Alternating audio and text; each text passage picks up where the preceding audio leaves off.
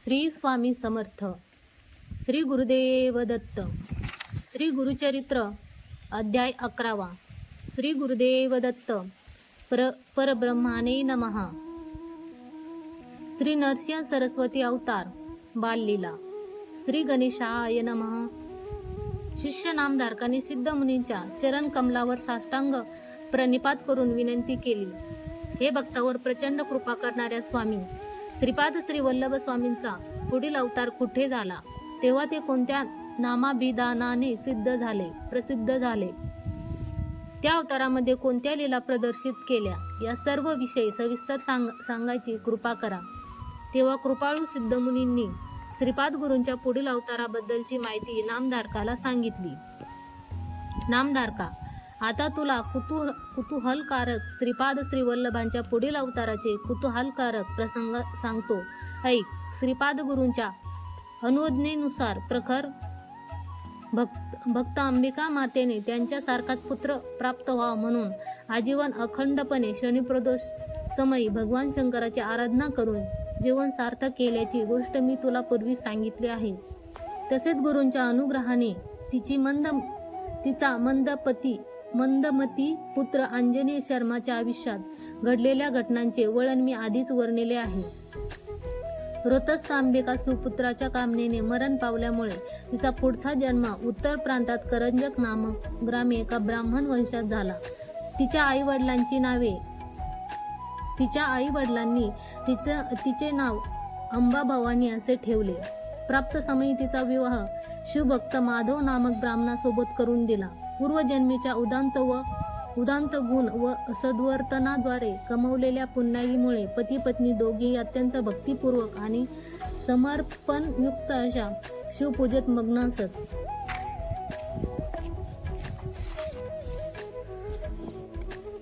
शनी प्रदोषिनी अत्यंत मनोभावे भव्य पद्धतीने शिवपूजा ते करीत असत. अशा प्रकारे 16 वर्षे त्यांनी अत्यंत श्रद्धापूर्वक शनिप्रदोष व्रताचरण केले. काही काळानंतर ईश्वरानुग्रहाने अंबा भवानी गर्भवती झाली. व्रताच्या प्रभावाने पवित्र अशा तिच्या उदरी श्री गुरु दत्तगुरूंनी प्रवेश केला. शिवानुग्रहाने ती भक्तिज्ञान वैराग्य संपन्न असे आयुष्य क्रमण करीत होती. ती ब्रह्मतेजाने युक्त झाली होती. अधूनमधून ती ब्रह्मज्ञानाविषयी बोलत असे. पुढे पौष शुद्ध द्वितीयेच्या शुभ तिथीवर तिने दिव्य पुत्ररत्नाला जन्म देऊन त्याला जगाला अर्पण केले. 12व्या दिवशी त्याचे शालिग्रामदेव असे नामकरण करण्यात आले. तथापि प्रथागत संबोधनासाठी त्याचे नाव नरहरी असे ठेवण्यात आले. शिवगुरूंच्या अनुग्रहाने जन्म झालेले बाळ सामान्य शिशु नव्हते. हे बाळ दैवी आणि अद्भुत गुणांसह जन्माला आले. मातेच्या उदरातून भूतली अवतारताच बालकाने पवित्र ओंकार उच्चारला. बाळ इतराप्रमाणे जन्मल्यावर रडलेच नाही. हे पाहून तिथे जमलेले लोक थक्क झाले. मुलाने केवळ ओम उच्चारल्याची मनोरंजक वार्ता वनव्यासारखी सर्वत्र पसरली. बालक अतीव प्रबुद्ध व भक्तिमय स्वभावाचा होता. आसपासचे भाविक घोळक्याने येऊन त्या प्रेमळ बालकाचे दर्शन घेऊन पुनीत होत असे. तसेच आप्तेष्ट लोक बालकाला उपहार दक्षिणा अर्पण करीत असे. नवजात मुलाच्या मातापित्यांनी ब्राह्मणांना दान धर्म केले.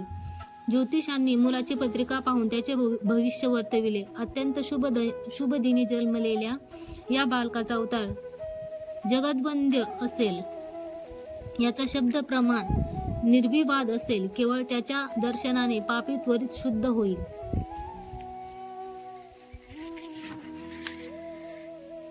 या अवतारी बालकाला आशीर्वाद घेतलेल्यांना उत्तम स्थानमान लाभेल. एखादा याच्या चरण सेवेने सर्वस्व कमवून घेऊ शकणार. ह्याच्या केवळ दर्शनाने पतित पावन होईल.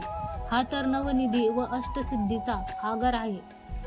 जगत कल्याणार्थ जन्मलेला महापुरुष जन्म घेतलेल्या कुळाला कामधेनू आहे. हा वैराग्य संपन्न व संसारात अलिप्त असल्यामुळे संन्यासी बनून धर्मस्थापना करेल. हे ताने बाळ विश्वविख्यात बनेल व वेदशास्त्रापारंगत असेल. याच्या दिव्य सानिध्यात कोणतेही दैन्य, भय, दारिद्र्य व कलिदोष तथापि फिरणार नाही, कदापि फिरणार नाही. अतिउत्तम रीतीने याचे पालन पोषण करून आपण कृतार्थ व्हावे असे भाकीत करून ज्योतिषबुवांनी त्या दिव्य बालकाला वंदन केले. असे उत्तम जातक फल ऐकून माता पित्याला महदानंद झाला. शेजारी पाजारी आप्तेष्ट सारे घोळक्याने येऊन त्या बालकाचे दर्शन घेऊन त्याला ओवाळणी घालत भेटवस्तू देत दुष्ट लागू नये म्हणून लोक रूढीप्रमाणे आईवडील मीठ मोहरीने बालकाची रोज दृष्ट काढत असे. संभाव्य संकटापासून दूर राहण्यासाठी त्याच्या दंडाला मांत्रिक केलेला काळा दोरा देखील बांधला गेला. मुलाचे संगोपन अत्यंत प्रेमळ वातावरणात झाले. आपले बाळ सामान्य नसून खरोखर सद्गुण प्रवृत्तीयुक्त व विद्वत्तापूर्ण दैवी अवतार आहे याचा प्रत्यय माता पित्यांना अधूनमधून येत असे.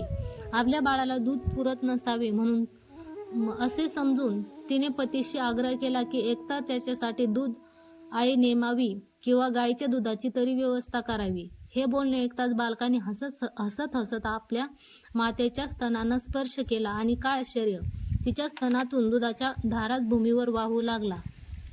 त्याची ही बाललीला पाहून जन्मदाते आनंदित व विस्मयचकित झाले. अशा प्रकारे श्री नरसिंह सरस्वती स्वामी बालावस्थेतच लीला प्रकट करीत होते. आई अंबा भवानी अवताराचे रहस्य गुपित ठेवावे म्हणून बालकाला प्रार्थना करीत असे. माता पिता आपल्या लाडक्या अवतारी बालकाचे चरण स्पर्श करून त्याला वारंवार वंदन करीत होते. बाळाला चांगली झोप यावी म्हणून ते त्याला पाळण्यात झोपवित असत, परंतु बाळ पाळण्यात झोपतच नसे. त्याऐवजी जन्मतः सर्व सांसारिक वासनांपासून विरक्त झालेल्या बाळाला विरागी पुरुषाप्रमाणे जमिनीवर झोपायला आवडायचे. बाळ 1 वर्षाचे झाले, पण त्याच्या मुखातून बोबडे बोल सुद्धा ऐकू आले नाही. पवित्र ओम व्यतिरिक्त तो काही बोलत नव्हता. आपले बाळ जन्मतः मुक्य आहे का या विचाराने दोघेही अस्वस्थ व निराश झाले. एवढे असूनही माता पित्याने त्या बालकाची कदापि अवहेलना केली नाही. त्याऐवजी ते आपलेच दुर्भाग्य म्हणून स्वतःची अवहेलना करीत असत. यदा कदा त्या बालकाच्या मुकत्वाच्या विचाराने ते खिन्न होत असत. यावर काहीतरी उपाय करावा असा विचार करून दोघेही ज्योतिषाकडे गेले. ज्योतिषानेही मुलाच्या आरोग्य विकासासाठी अनेक त्यांना धार्मिक विधी विधान व कुलदेवतेची आराधना करण्याचा निर्देश केला. इतर काहींनी पुष्कळ विभिन्न उपाययोजना सुचविल्या. माता पित्यांनी अस्वत्थ वृक्षाच्या सानिध्यात अन्नप्राशनाची विधी सुद्धा पूर्ण केली. ते सर्व प्रयत्न त्यांनी प्रामाणिकपणे व अंतःकरणपूर्वक आचरले, पण हे सारे केल्यानंतरही बालक बोलेना. बालक केवळ ओम उच्चारित असे. हे ऐकून सारेच विस्मयचकित होत असत. बालक ज्ञानी आहे, त्याला सर्व काही समजते, पण तसे तो दाखवित नाही आणि आपण समजतो तसे तो काही मुका नाही हे जाणून बुजून मुक्या मुलासारखे वागत आहे. प्रतिनित्य त्याच्याकडून बोलण्याचा सराव करून घेतला पाहिजे असे लोक आपापसात वाटेल तसे बोलत असत. दरम्यान प्रचलित शनी प्रदोष व्रत संपवून माधव आणि अंबा भवानी दोघेही काशी यात्रेला निघाले. आपले मूल व्यवस्थित वाढत आहे, पण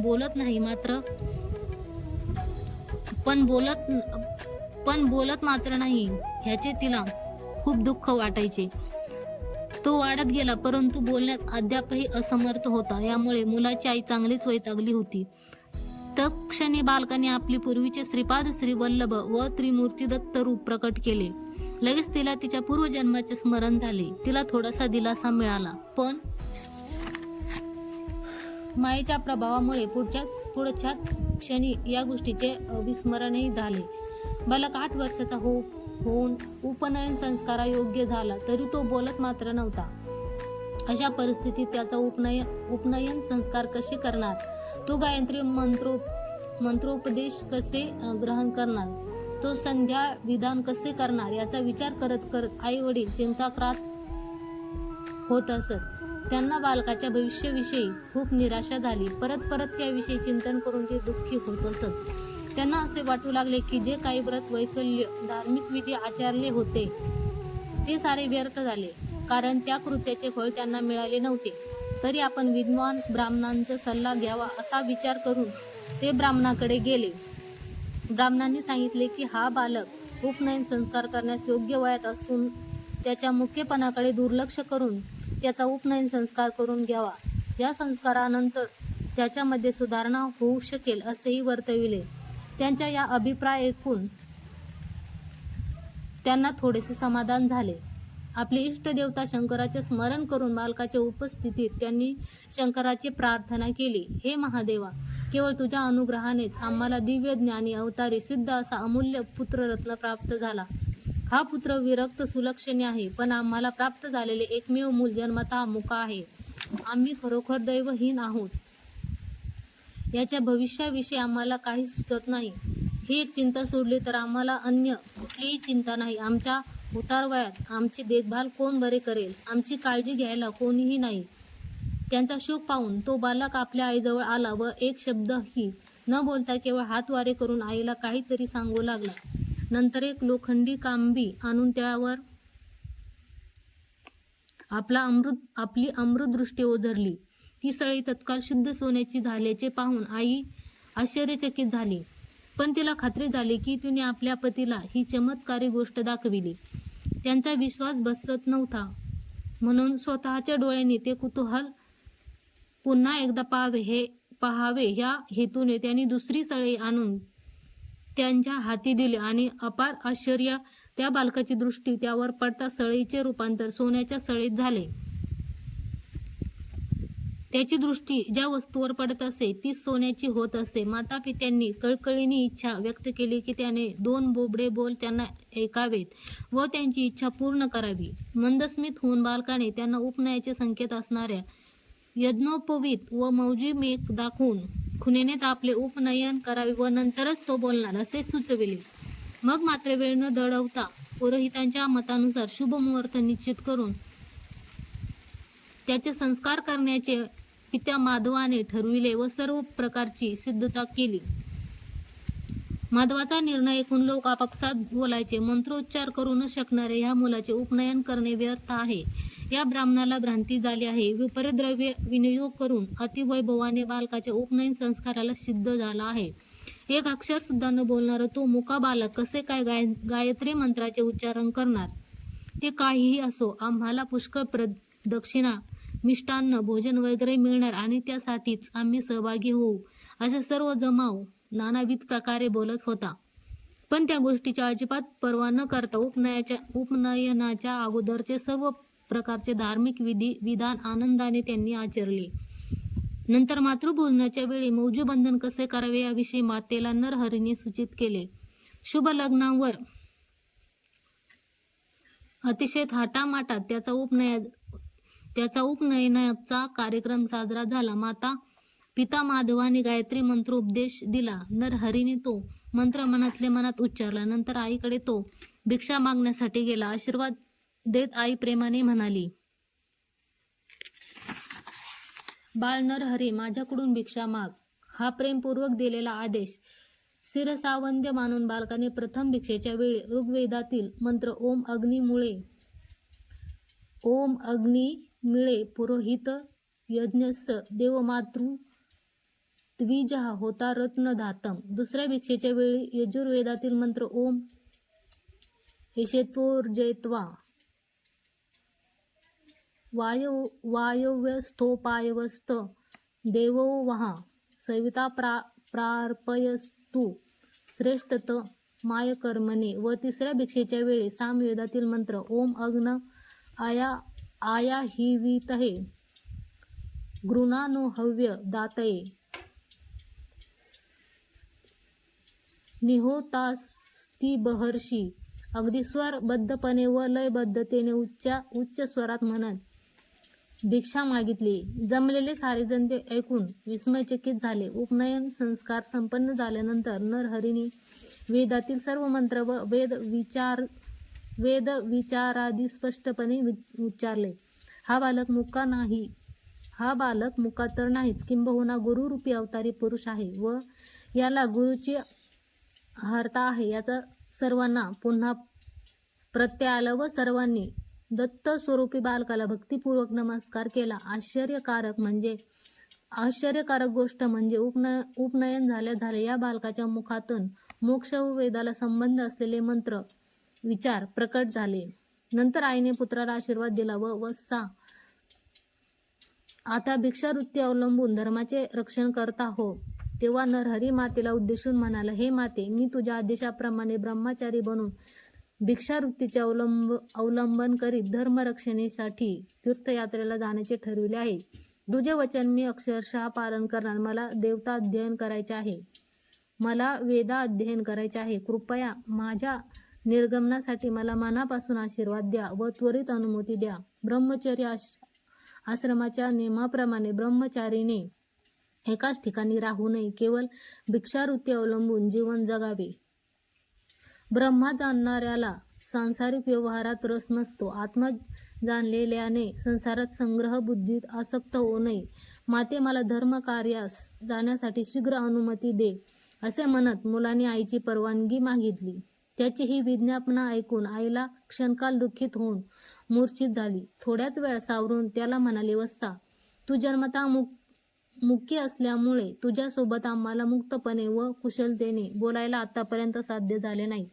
आजपर्यंत तुझा सहवास लाभून देखील आम्ही तृप्त झालेलो नाहीत. आता ईश्वर कृपेने सर्व काही अनुकूल झाले आहे, म्हणून तू आमच्या जवळ राहणे योग्य आहे. पुत्रधर्म सुद्धा हेच सांगते. आम्ही आता उतरत्या वयात आहोत. आम्हाला तुझा हा विरह सहन होणार नाही. आमच्या सोबत राहून अंतिम क्षणापर्यंत आमची काळजी घेणे हे तुझे कर्तव्य आहे. मातृऋण फेडल्याशिवाय तुला या जगाचा अथवा संसाराचा त्याग करता येणार नाही. तुझा हा निर्णय प्रस्थापित दायित्वांशी सुसंगत नाही, तो अनुचित निर्णय आहे. असे म्हणून तिने त्याला आलिंगन देऊन अनेकविध प्रकारे त्याला समजावून सांगितले. नरहरीने आपल्या आईला तत्वोपदेश केला. माते, जे काही घडते ते पूर्वसंकल्पित असते. पूर्वसंकल्पनानुसार मला तीर्थयात्रेला निघालेच पाहिजे. तुम्ही निराश होऊ नका. तुमच्या भविष्याविषयी तुम्ही किंचितही चिंता करू नका. तुला 4 सुपुत्र प्राप्त होतील. तुमच्या वृद्धाप्य समयी ते तुमची पूर्णपणे काळजी घेतील. माझ्यासारखा योगी पुरुषाच्या प्राप्तीसाठी तूच तर शिवशंकराची उपासना केली आहेस. असे म्हणून आपल्या मातेच्या मस्तकावर वरद हस्त ठेवला. लगेच तिला तिच्या पूर्वजन्माचे पूर्णपणे स्मरण झाले. त्यांच्यासमोर उभा असलेला मुलगा इतर कोणी नसून श्रीपाद श्री वल्लभ असल्याचे तिला समजले व दोघा मातापित्यांनी त्या अवतारी बालक नरहरीला नमस्कार केला. तिच्या मनात त्याला निरोप देण्याची मुळीच इच्छा नव्हती. शेवटी दुःखित आईवर समंजसपणाच्या सल्ल्याने प्रभुत्व मिळवले, ज्यामुळे तिने जाण्यास संमती दिली. पण तरी त्याला जाण्यास अनुमती देण्याचे त्यांचे मन होत नव्हते. अकस्मात अंबिका थोडी अस्वस्थ झाली. काही केले तिला समाधान होत नव्हते. तिने पुन्हा एकदा त्याला समजाविले, हे बाळा, तू अजून लहानच आहेस. आत्ताच तुझे उपनयन झाले आहे. या वयातच तू गुरुकुलात राहून वेदशास्त्र अध्ययन करावेस. संन्यासी होण्याचे तुझे वय नव्हे. हा कोणता धर्म आहे? गुरुकुलातील शिक्षण पूर्ण झाल्यावर 4 आश्रमात श्रेष्ठ असणाऱ्या गृहस्थ आश्रमात प्रवेश करून बायका पोरांसमवेत काही काळ संसार सुखही अनुभवावे, नाहीतर जीवन पूर्ण होत नाही. गृहस्थ आश्रमात अतिथी अभ्यांगतांची सेवा, साधू संतांचे आगत स्वागत, धार्मिक अनुष्ठान, यज्ञ यागादी कार्य, दान धर्म वगैरेंचे